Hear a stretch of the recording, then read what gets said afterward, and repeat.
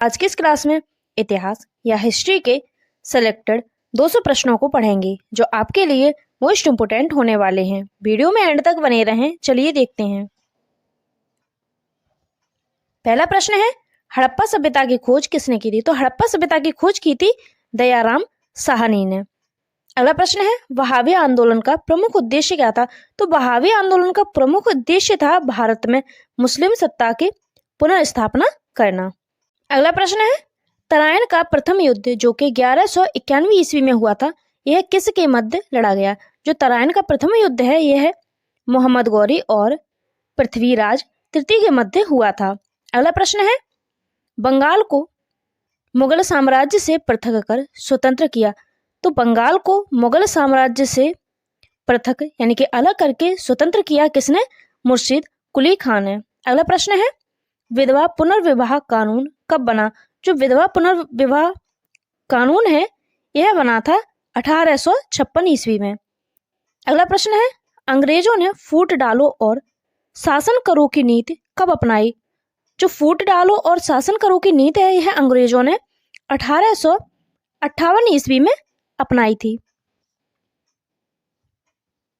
अगला प्रश्न है, इंग्लैंड में गृह युद्ध कितने वर्ष चला था? तो इंग्लैंड में गृह युद्ध चला था 7 वर्ष तक। अगला प्रश्न है, आर्य भारत में कहाँ से आए थे? तो आर्य थे वह भारत में केंद्रीय एशिया या फिर मध्य एशिया से आए थे। अगला प्रश्न है, किस अवध में रामायण और महाभारत की रचना हुई थी? तो यह आर्यावध में रामायण और महाभारत की रचना हुई थी। अगला प्रश्न है, गुप्त समाज की स्थापना किसने की थी? गुप्त समाज की जो स्थापना है वह चंद्रगुप्त ने की थी। अगला प्रश्न है, पानीपत की दूसरी लड़ाई किन के बीच हुई थी? पानीपत की जो दूसरी लड़ाई थी वह अकबर और हेमू के बीच में हुई थी। अगला प्रश्न है, मोहम्मद गौरी कहाँ का शासक था?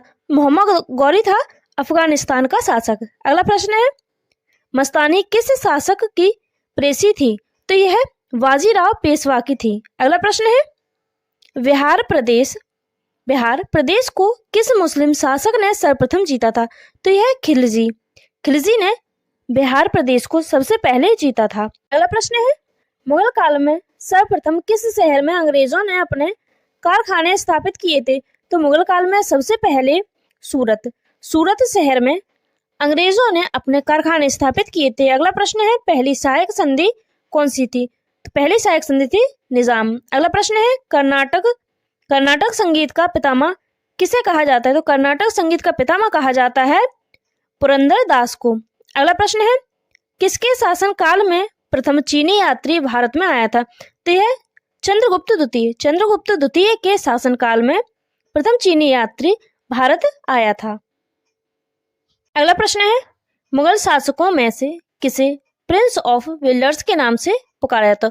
तो प्रिंस ऑफ वेल्स के नाम से शाहजहां को पुकारा जाता है। अगला प्रश्न है, सिख समुदाय के अंतिम गुरु थे? तो सिख समुदाय के अंतिम गुरु थे गुरु गोविंद सिंह। अगला प्रश्न है, कैबिनेट मिशन के अध्यक्ष कौन थे? तो कैबिनेट मिशन के अध्यक्ष थे लॉर्ड पैथिक लॉरेंस। अगला प्रश्न है, क्रिप्स मिशन के प्रस्तावों को गांधी जी ने क्या कहा? तो क्रिप्स मिशन के प्रस्तावों को गांधी जी ने कहा था पोस्ट डेटेड चेक। अगला प्रश्न है, महात्मा गांधी के राजनीतिक गुरु कौन थे? तो महात्मा गांधी के राजनीतिक गुरु थे गोपाल कृष्ण गोखले। अगला प्रश्न है, उत्तरी भारत की प्रथम मुस्लिम महिला शासिका, दिल्ली पर राज करने वाली प्रथम महिला शासिका कौन थी? तो वह थी रजिया सुल्तान। अगला प्रश्न है, सिंधु सभ्यता का पत्तन नगर या फिर बंदरगाह कौन सा था? तो यह था लोथल।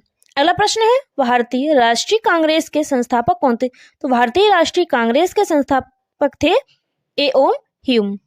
अगला प्रश्न है, महात्मा बुद्ध द्वारा दिए गए प्रथम उपदेश को कहा जाता है? महात्मा बुद्ध द्वारा जो प्रथम उपदेश दिया गया उसे कहा जाता है धर्म चक्र प्रवर्तन।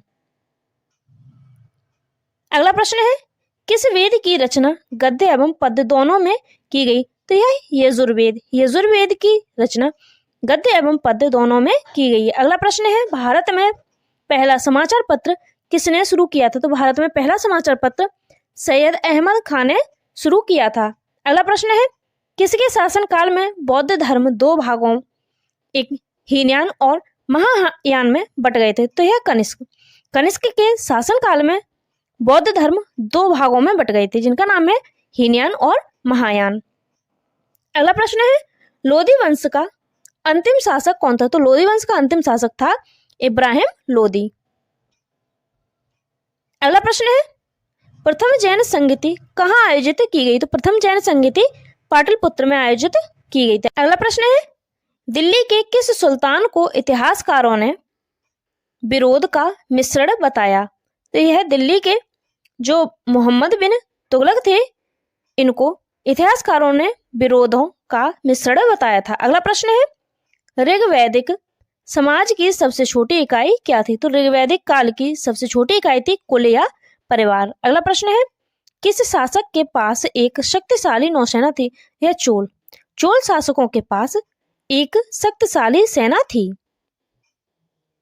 अगला प्रश्न है, संकीर्तन प्रथा के जन्मदाता कौन थे? तो संकीर्तन प्रथा के जन्मदाता थे चैतन्य। अगला प्रश्न है, किस मुगल शासक को आलमगीर कहा जाता था?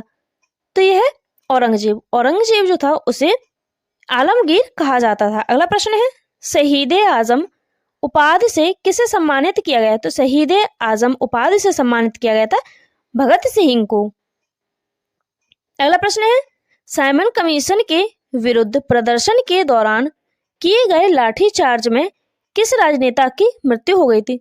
तो साइमन कमीशन के विरुद्ध के प्रदर्शन के दौरान लाला लाजपत राय की मृत्यु हो गई थी। अगला प्रश्न है, बहावी आंदोलन के प्रवर्तक कौन थे? तो बहावी आंदोलन के प्रवर्तक थे सैयद अहमद।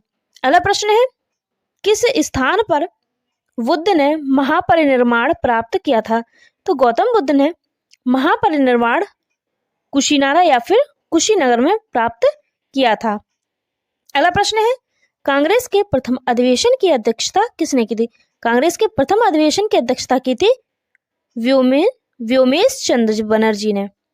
अगला प्रश्न है, भगवान नटराज का प्रसिद्ध मंदिर जिसमें भरतनाट्यम शिल्प कला है, वह कहाँ स्थित है?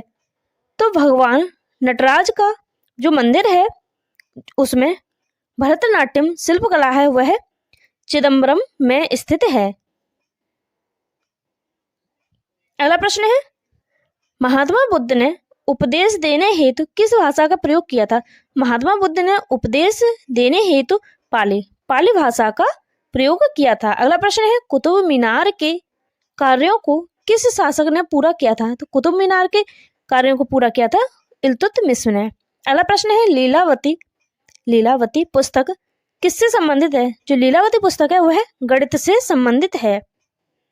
अगला प्रश्न है, पहाड़ी काटकर एलोरा के विश्वविख्यात कैलाश मंदिर का निर्माण किसने कराया?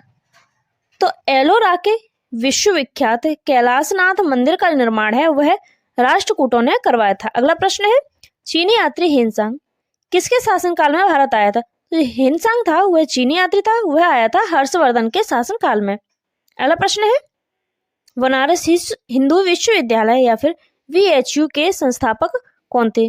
तो VHU के संस्थापक थे मदन मोहन मालवीय। अगला प्रश्न है, स्वतंत्र भारत के प्रथम गवर्नर जनरल कौन थे? स्वतंत्र भारत के प्रथम गवर्नर जनरल थे लॉर्ड माउंटबेटन। अगला प्रश्न है, किस मुस्लिम शासक के सिक्कों पर देवी लक्ष्मी की आकृति बनी थी? तो यह मोहम्मद गौरी की। अगला प्रश्न है, कालाशोक की राजधानी कहाँ थी? कालाशोक की राजधानी थी पाटलिपुत्र। अगला प्रश्न है, गायत्री मंत्र की रचना किसने की? गायत्री मंत्र की जो रचना है वह विश्वामित्र ने की थी। अगला प्रश्न है, लंदन में इंडिया हाउस की स्थापना किसने की? तो लंदन में इंडिया हाउस है इसकी स्थापना की थी श्यामजी कृष्ण वर्मा ने। अगला प्रश्न है, किस गुप्तकालीन शासक को कविराज कहा जाता है? तो कविराज कहा जाता है समुद्रगुप्त को। अगला प्रश्न है, अकबर इतिहासकारों में किसने अकबर को इस्लाम का शत्रु कहा? तो यह बदायूनी ने। बदायूं ने अकबर को इस्लाम का शत्रु कहा था। अगला प्रश्न है, भक्ति को दार्शनिक आधार प्रदान करने वाले प्रथम आचार्य कौन थे? तो भक्ति को आधार प्रदान करने वाले प्रथम आचार्य थे शंकराचार्य। अगला प्रश्न है, किस नगर को सिराजे हिंद कहा जाता था? तो सिराजे हिंद कहा जाता था जौनपुर को। अगला प्रश्न है, चालुक्य वंश का सर्वाधिक प्रसिद्ध शासक कौन था? चालुक्य वंश का सर्वाधिक प्रसिद्ध शासक था पुलकेशिन द्वितीय। अगला प्रश्न है, मोहम्मद गौरी ने 1192 ईस्वी में हुए तराइन के द्वितीय युद्ध में किस शासक को पराजित किया था? तो मोहम्मद गौरी ने तराइन के द्वितीय युद्ध में पृथ्वीराज चौहान को पराजित किया था। अगला प्रश्न है, भारतीयों के लिए महान रेशम मार्ग किसने आरंभ कराया? तो यह कनिष्क ने आरंभ कराया था। अगला प्रश्न है, गुलरुखी के नाम से कौन जाना जाता था? गुलरुखी के नाम से सिकंदर लोदी जाना जाता था। अगला प्रश्न है, वह कौन सा युद्ध था जिसने भारत में ब्रिटिश प्रभुत्व का प्रारंभ किया? तो यह प्लासी का युद्ध था जिसने भारत में ब्रिटिश प्रभुत्व का प्रारंभ किया। अगला प्रश्न है, शिवाजी ने अपने राज्य की आय का मुख्य साधन किसे बनाया? शिवाजी ने अपने राज्य की आय का मुख्य साधन बनाया था चौथ को। अगला प्रश्न है, जैन धर्म के 24वें तीर्थकर कौन थे? जैन धर्म के 24वें तीर्थकर थे महावीर स्वामी। अगला प्रश्न है, भारत एक राष्ट्र नहीं दो राष्ट्र है, यह कथन किसका था? यह कथन था मोहम्मद अली जिन्ना का। अगला प्रश्न है, लगातार बढ़ती कीमतों की प्रक्रिया क्या कहलाती है? तो लगातार बढ़ती कीमतों की प्रक्रिया कहलाती है मुद्रास्फीति। अगला प्रश्न है, भारतीय राष्ट्रीय कांग्रेस के प्रथम अंग्रेज अध्यक्ष कौन थे? तो यह थे जॉर्ज यूल। अगला प्रश्न है, कांग्रेस अधिवेशन को संबोधित करने वाली पहली महिला कौन थी? कांग्रेस अधिवेशन को संबोधित करने वाली पहली महिला थी कंदविनी गांगुली। अगला प्रश्न है, भारत छोड़ो आंदोलन के समय कांग्रेस के अध्यक्ष कौन थे? तो भारत छोड़ो आंदोलन के समय कांग्रेस के अध्यक्ष थे अबुल कलाम आजाद। अगला प्रश्न है, सिंधु की घाटी सभ्यता में घर किसके बने थे? तो सिंधु घाटी सभ्यता में घर बने थे ईंटों से। अगला प्रश्न है, सिंधु सभ्यता का प्रथम प्रमुख बंदरगाह कौन सा था? सिंधु सभ्यता का प्रमुख बंदरगाह था लोथल। अगला प्रश्न है, हड़प्पा के लोग कौन सी फसल में सबसे आगे थे? जो हड़प्पा के लोग थे वह है कपास की फसल में सबसे आगे थे। अगला प्रश्न है, हड़प्पा की सभ्यता की खोज किस वर्ष हुई थी? तो हड़प्पा सभ्यता की खोज हुई थी 1921 ईस्वी में। अगला प्रश्न है, सिंधु की सभ्यता में एक बड़ा स्नानागार कहाँ मिला? तो यह मोहनजोदड़ो में मिला था। अगला प्रश्न है, हड़प्पा की सभ्यता की खोज सबसे पहले किसने की? हड़प्पा सभ्यता की खोज सर्वप्रथम दयाराम साहनी ने की थी। अगला प्रश्न है, हड़प्पा के लोगों की सामाजिक पद्धति कैसी थी? हड़प्पा के लोगों की सामाजिक पद्धति थी उचित समतावादी।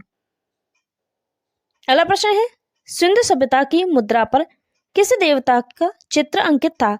जो सिंधु सभ्यता की मुद्रा थी उस पर आद्य शिव के चित्र अंकित था। अगला प्रश्न है, नकली स्थान सिंधु सभ्यता के किस स्थल को कहा गया? तो नकली स्थान मोहनजोदड़ो को कहा गया था। अगला प्रश्न है, हड़प्पा सभ्यता का प्रचलित नाम कौन सा है? हड़प्पा सभ्यता का प्रचलित नाम है सिंधु घाटी सभ्यता। अगला प्रश्न है, सिंधु घाटी की सभ्यता के लोगों का मुख्य व्यवसाय क्या था? जो सिंधु घाटी की सभ्यता है उसके लोगों का मुख्य व्यवसाय था व्यापार। अगला प्रश्न है, सिंधु घाटी सभ्यता का स्थल कालीबंगा किस प्रदेश में है? तो यह राजस्थान में स्थित है। अगला प्रश्न है, सिंधु घाटी सभ्यता में सर्वप्रथम घोड़े के अवशेष कहाँ मिले? सिंधु घाटी की सभ्यता में सबसे पहले घोड़े के अवशेष मिले थे सुरकोटदा में। अगला प्रश्न है, मोहनजोदड़ो को एक अन्य किस नाम से जाना जाता था? तो मोहनजोदड़ो को एक अन्य नाम से जाना जाता है, इसका नाम है मृतकों का टीला। अगला प्रश्न है, हड़प्पा की सभ्यता में हल से खेत जोतने का साक्ष्य मिला था? तो यह कालीबंगा में मिला था। अगला प्रश्न है, सैंधव सभ्यता की ईंटों का अलंकरण किस स्थान से प्राप्त हुआ? तो यह कालीबंगा से प्राप्त हुआ था। अगला प्रश्न है, सिंधु की सभ्यता का काल क्या माना जाता है? तो सिंधु की सभ्यता का काल है 2500 ईस्वी से 1750 ईस्वी पूर्व तक। अगला प्रश्न है, कौन लोहितवादी के उपनाम से प्रसिद्ध हुए? तो लोहितवादी के उपनाम से प्रसिद्ध हुए थे गोपाल हरि देशमुख। अगला प्रश्न है, 1857 के विद्रोह के समय जगदीशपुर में विद्रोहियों का नेतृत्व किसने किया था? तो जगदीशपुर में विद्रोहियों का नेतृत्व किया था कुंवर सिंह ने। अगला प्रश्न है, सल्तनत काल में दार उल सफा क्या होता था? सल्तनत काल में दार उल सफा चिकित्सालय होता था। अगला प्रश्न है, दीवान ए अमीर कोही नामक विभाग जो कृषि से संबंधित था किसने स्थापित किया था? ये जो दीवान ए अमीर कोही नामक जो विभाग है यह कृषि से संबंधित था, तो यह स्थापित किया था मोहम्मद बिन तुगलक ने। अगला प्रश्न है, अकबर ने सर्वप्रथम दक्षिण भारत के किस राज्य पर आक्रमण किया था?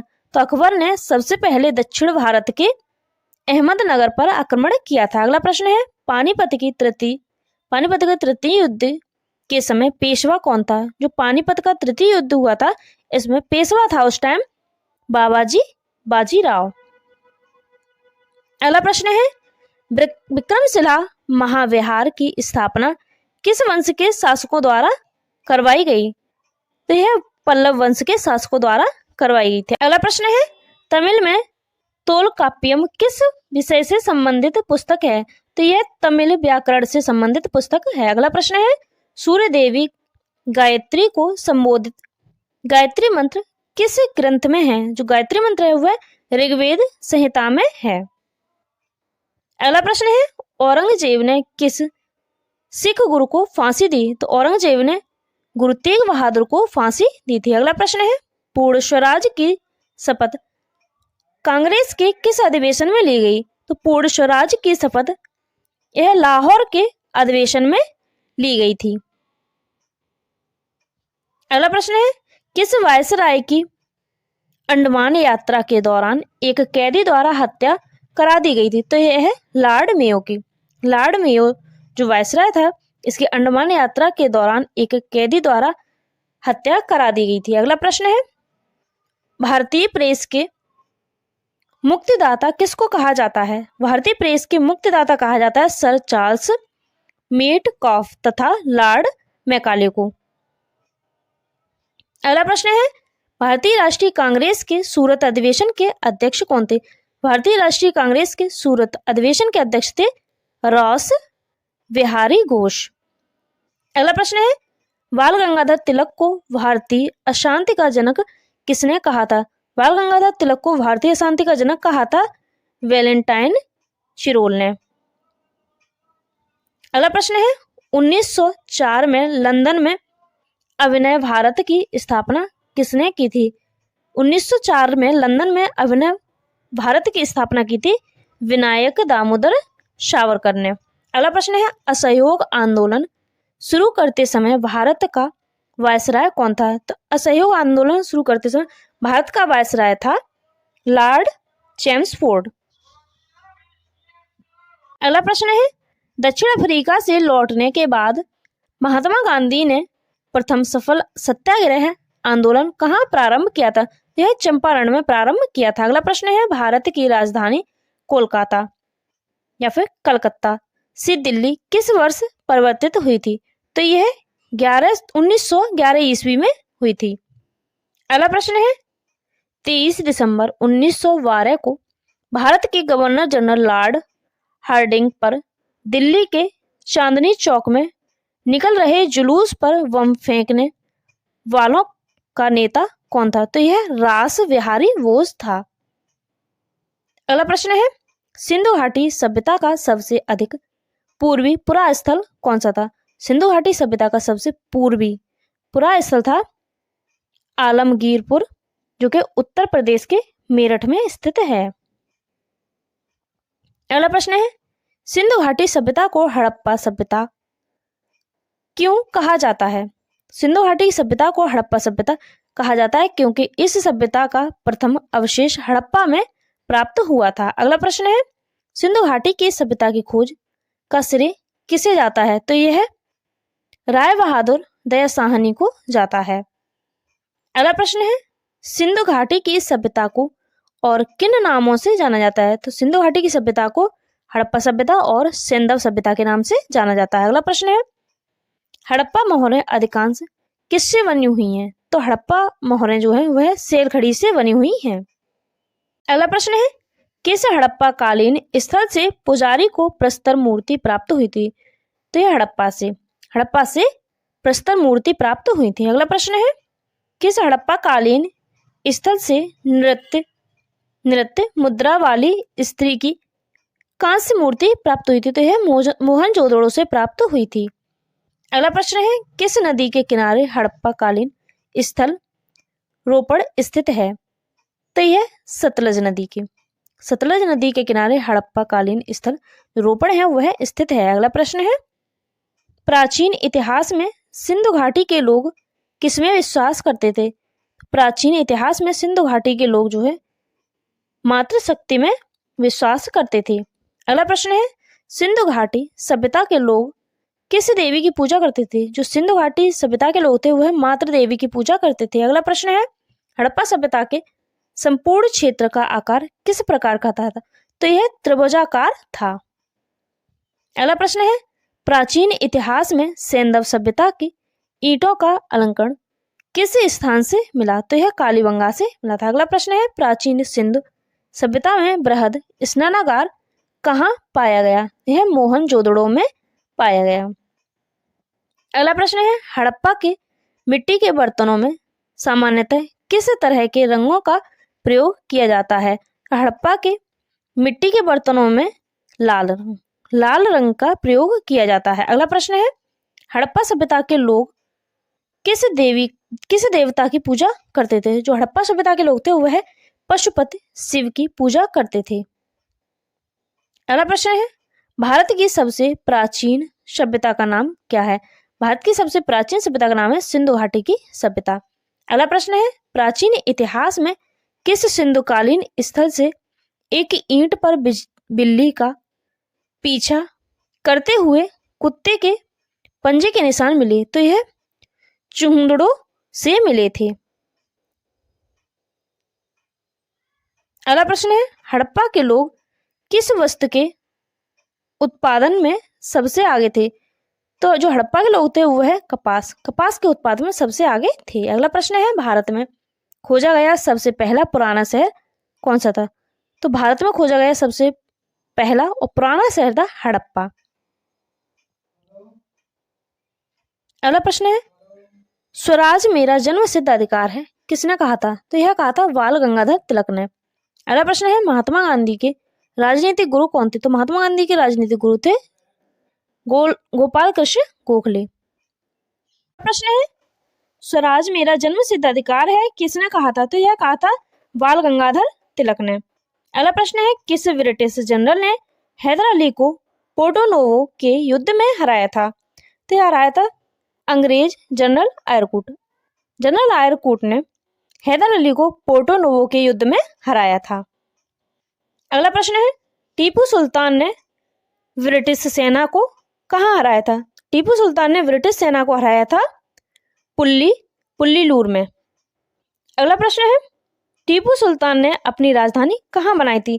टीपू सुल्तान ने अपनी राजधानी बनाई थी श्रीरंगपट्टनम में। अगला प्रश्न है, किस भारतीय शासक ने विदेशों में आधुनिक पद्धति से दूतावास स्थापित किए थे? तो यह टीपू सुल्तान ने विदेशों में आधुनिक पद्धति से दूतावास स्थापित किए थे। अगला प्रश्न है, किस स्थान पर टीपू ने जैकोविक क्लब बनाने का प्रस्ताव स्वीकार किया था? तो यह श्रीरंगपट्टनम में टीपू ने जैकोविक क्लब बनाने का प्रस्ताव स्वीकार किया था।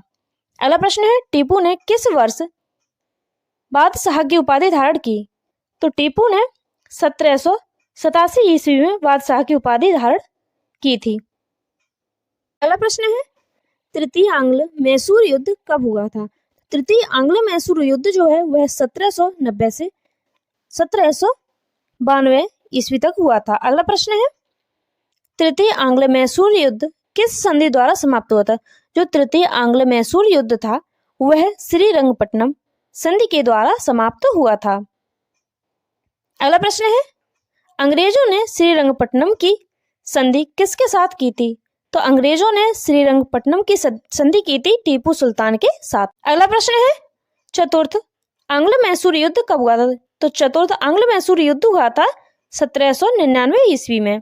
अगला प्रश्न है टीपू सुल्तान अंग्रेजों के साथ युद्ध में कब मारा गया था? तो टीपू सुल्तान था वह अंग्रेजों के साथ युद्ध में मारा गया था 8 मई 1999 को। अगला प्रश्न है अंग्रेजों ने मैसूर पर नियंत्रण स्थापित करके शासक किसे बनाया? जो अंग्रेज थे उन्होंने मैसूर पर नियंत्रण स्थापित करके कृष्णराज द्वितीय को शासक बनाया था। अगला प्रश्न है अंग्रेजों ने किस मैसूर शासक के साथ सहायक संधि की थी? तो अंग्रेजों ने कृष्णराज द्वितीय के साथ सहायक संधि की थी। अगला प्रश्न है बंगाल में अंग्रेजों ने प्रथम कोठी कब और कहां बनाई? तो बंगाल में अंग्रेजों ने प्रथम कोठी 1651 ईस्वी में 1651 ईस्वी में हुगली में बनाई। प्रश्न है बंगाल की स्वतंत्र राज्य का संस्थापक कौन था? तो बंगाल के स्वतंत्र राज्य का संस्थापक था मुर्शीद कुली खां। अगला प्रश्न है मुर्शीद कुली खां को बंगाल का दीवान तथा नायब गवर्नर का पद किसने दिया था? तो यह औरंगजेब ने दिया था। अगला प्रश्न है मुर्शीद कुली खां ने बंगाल की राजधानी को ढाका से हटाकर कहां स्थानांतरित किया था? तो मुर्शीद कुली खां ने बंगाल की राजधानी को ढाका से हटाकर मुर्शिदाबाद में स्थानांतरित किया था। अगला प्रश्न है मुर्शीद कुली खां की मृत्यु के पश्चात बंगाल का नवाब कौन बना? मुर्शीद कुली खां की मृत्यु के बाद बंगाल का नवाब बना था शुजा उद्दौला। अगला प्रश्न है डेनमार्क ईस्ट इंडिया कंपनी की स्थापना कब की गई? तो यह की गई थी 1616 ईस्वी में। अगला प्रश्न है प्लासी का युद्ध कब हुआ था? प्लासी का युद्ध हुआ था 22 जून 1757 में। 22 जून 1757 में हुआ था। अगला प्रश्न है किस बंगाल के नवाब को कर्नल क्लाइव का गीदड़ कहा जाता था? तो यह मीर जाफर को कर्नल क्लाइव का गीदड़ कहा जाता था। अगला प्रश्न है प्लासी के युद्ध में अंग्रेजी सेना का नेतृत्व किया था?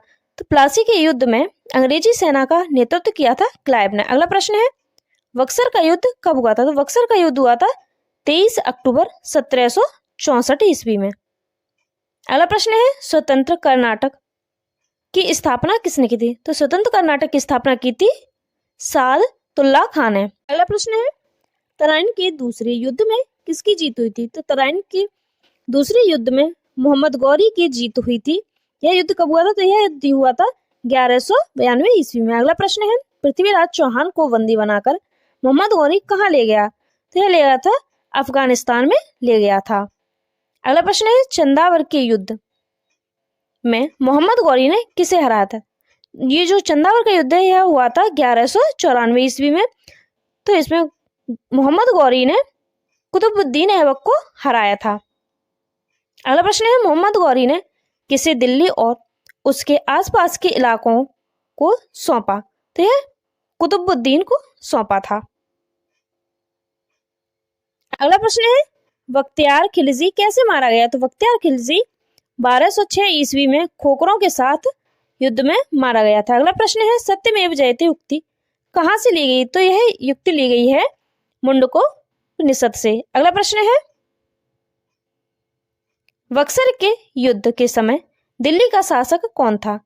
बक्सर के युद्ध के समय जो हुआ था 1764 ईस्वी में, इस समय दिल्ली का शासक था शाह आलम। अगला प्रश्न है भारत में प्रथम स्वर्ण मुद्राएं किसने चलाई? तो है इंडो वैक्टियन ने चलाई थी। अगला प्रश्न है अशोक के धम्म की परिभाषा कहाँ से ली गई है? अशोक के धम्म की परिभाषा ली गई है राहुलो वंद सूत्र से। अगला प्रश्न है जहांगीर के दरबार में पक्षियों का सबसे बड़ा चित्रकार कौन था? तो जहांगीर के दरबार में पक्षियों का सबसे बड़ा चित्रकार था मंसूर। अगला प्रश्न है सम्राट अशोक के शिलालेखों को पढ़ने वाला प्रथम अंग्रेज कौन था? तो सम्राट अशोक के शिलालेखों को पढ़ने वाला प्रथम अंग्रेज था जेम्स प्रिंसेप। अगला प्रश्न है महावीर स्वामी के जैन संघ की स्थापना कहाँ की? तो महावीर स्वामी ने जैन संघ की स्थापना की थी पावापुरी में। अगला प्रश्न है किस विदेशी दूत ने स्वयं को भगवत घोषित किया था? ये क्या था? हेलियोडोरस ने। हेलियोडोरस ने स्वयं को भागवत घोषित किया था। अगला प्रश्न है वैदिक कालीन लोगों ने सर्वप्रथम किस धातु का प्रयोग किया था? जो वैदिक कालीन लोग थे उन्होंने सबसे पहले तावा धातु का प्रयोग किया था। अगला प्रश्न है किस वेद की रचना गद्य और पद्य दोनों में की गई? तो यह यजुर्वेद की। यजुर्वेद की रचना गद्य और पद्य दोनों में की गई है। अगला प्रश्न है किस व्यक्ति को बिना ताज का बादशाह कहा जाता है? तो यह सुरेंद्रनाथ बनर्जी। सुरेंद्रनाथ बनर्जी को बिना ताज का बादशाह कहा जाता है। अगला प्रश्न है हड़प्पा काल में तांबे के रथ की खोज किस स्थान से हुई थी? तो यह महाराष्ट्र के दैमाबाद से हुई थी। अगला प्रश्न है महावीर स्वामी यति कब कहलाए? तो जो महावीर स्वामी थे वह यति कहलाए घर त्यागने के बाद। अगला प्रश्न है मोहनजोदड़ो के स्नानागार के पश्चिम में स्थित स्तूप का निर्माण किस काल में किया गया है? मोहनजोदड़ो के स्नानागार के पश्चिम में स्थित स्तूपों का निर्माण कुषाण काल में किया गया था। अगला प्रश्न है हड़प्पा सभ्यता के किस पुरास्थल को सिंध का बाग या मृतकों का टीला कहा जाता है? तो यह मोहनजोदड़ो को कहा जाता है। अगला प्रश्न है ऐसा कौन सा प्रथम सूफी संत था जिसने अपने आप को अनहलक घोषित किया था? तो यह मंसूर हल्लाज। मंसूर हल्लाज ने खुद को अनहलक घोषित किया था। अगला प्रश्न है हिंदुस्तान तलवार के जोर पर जीता गया था, यह कथन किसका था? तो यह था लॉर्ड एल्गिन द्वितीय का। अगला प्रश्न है विष्णु के 10 अवतारों की जानकारी का स्रोत किस पुराण में है? तो विष्णु के 10 अवतारों की जानकारी का स्रोत है मत्स्य पुराण में। अगला प्रश्न है बौद्ध धर्म की किस शाखा में मंत्र, हठ योग एवं तांत्रिक आचारों को प्रधानता दी गई है? तो है वज्रयान में। अगला प्रश्न है प्रसिद्ध विजय विट्ठल मंदिर जिसके 65 तक्षित स्तंभ से संगीतमय स्वर कहलाते हैं कहाँ अवस्थित हैं? तो यह कर्नाटक के हम्पी में अवस्थित हैं। अगला प्रश्न है किस शासक ने चित्तौड़ के कीर्ति स्तंभ का निर्माण करवाया था? तो यह राणा कुंभा। राणा कुंभा ने चित्तौड़ के कीर्ति स्तंभ का निर्माण करवाया था।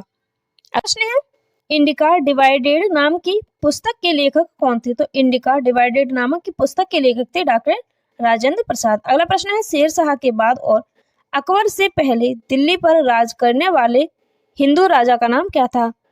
तो शेरशाह के बाद और अकबर से पहले दिल्ली पर राज करने वाले हिंदू राजा का नाम था हेमू। अगला प्रश्न है आर्य शब्द का शाब्दिक अर्थ क्या है? तो आर्य शब्द का शाब्दिक अर्थ है श्रेष्ठ या कुलीन होता है। अगला प्रश्न है चरक संहिता नामक पुस्तक किस विषय से संबंधित है? तो चरक संहिता नामक पुस्तक चिकित्सा से संबंधित है। अगला प्रश्न है वैदिक काल में पणि नाम से जाने गए समुदाय का मुख्य व्यवसाय क्या था? इनका मुख्य व्यवसाय था व्यापार। अगला प्रश्न है ऋग्वेद में पुत्री के लिए प्रयुक्त शब्द दुहिता का शाब्दिक अर्थ क्या है? तो दुहिता का शाब्दिक अर्थ होता है गाय का दोहन करने वाली। अगला प्रश्न है संगम युग में तमिलों का सर्वाधिक लोकप्रिय देवता कौन था? तो तमिलों का सर्वाधिक लोकप्रिय देवता था मुरुगन। अगला प्रश्न है मोहम्मद बिन तुगलक ने किस धातु में सांकेतिक सिक्कों का प्रचलन किया था? तो यह कांस्य में। अगला प्रश्न है पुराणों में अशोक को क्या कहा जाता है? तो पुराणों में अशोक को कहा जाता है अशोक वर्धन। अगला प्रश्न है अशोक के कुल शिलालेख की संख्या कितनी है? तो अशोक के शिलालेखों की संख्या है 14। अगला प्रश्न है अशोक ने किस युद्ध के बाद बौद्ध धर्म को स्वीकार किया था? तो यह कलिंग युद्ध के बाद अशोक ने बौद्ध धर्म को स्वीकार किया था। अगला प्रश्न है कलिंग युद्ध कब हुआ था? कलिंग युद्ध हुआ था 261 ईसा पूर्व में। अगला प्रश्न है मौर्य वंश का अंतिम शासक कौन था? तो मौर्य वंश का अंतिम शासक था बृहद्रथ। अगला प्रश्न है अशोक का राज्याभिषेक कब हुआ था? तो अशोक का राज्याभिषेक हुआ था 269 ईस्वी पूर्व में। अगला प्रश्न है अशोक के पिता का नाम क्या था? अशोक के पिता का नाम था बिंदुसार। प्रश्न है अशोक की माता का नाम क्या था? अशोक की माता का नाम था शुभदांगी। अगला प्रश्न है, सर्वप्रथम सोने के सिक्के किसने चलाए थे? तो सबसे पहले सोने के सिक्के चलाए थे इंडो ग्रीक यूनानी शासकों ने। अगला प्रश्न है, अशोक के कलिंग युद्ध का वर्णन कौन से अभिलेख में मिलता है? तो अशोक के कलिंग युद्ध का वर्णन जो है वह 13वें अभिलेख में मिलता है। अगला प्रश्न है, चतुर्थ, आंग्ल मैसूर युद्ध के दौरान अंग्रेज गवर्नर जनरल कौन था? यह थे लॉर्ड वेलेस्ली था। वीडियो अच्छी लगी तो लाइक करें, चैनल को सब्सक्राइब करें। Thank you for watching.